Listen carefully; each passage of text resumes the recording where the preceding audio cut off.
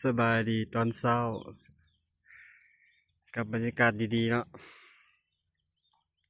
วันนี้เรามาลงเครื่องให้บริษัทแสงตะเวนเนาะพลังงานบริษัทพลังงานแผงโซลาร์เซลล์ที่ใหญ่ที่สุดในประเทศลาว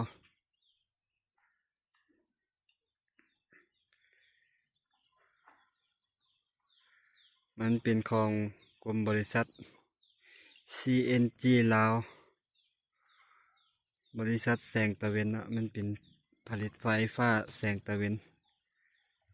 แผงโซลาร์เซลล์อยู่ทางเข้าไปทางท่องเที่ยวจอมอองเนาะเมืองไซแขวงอุดมไซทางเข้าลักเซาซีจีนสัมปทานหมดแล้ว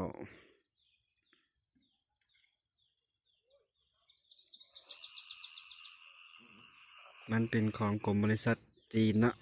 ที่มาลงทุนพลังงานสะอาดอยู่ลาวบรรยากาศดีเลย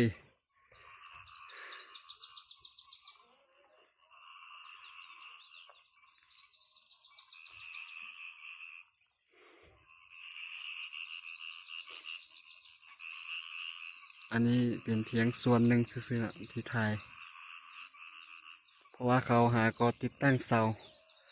บ่ได้ลงแผงโซลาร์เซลล์เนาะเพื่อลงเป็นบางส่วนซื่อๆ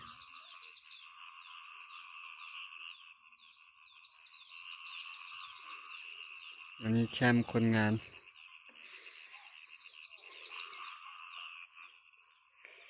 มีอาหารกินดื่มอยู่ตามแคมป์ทางน้อยเนาะ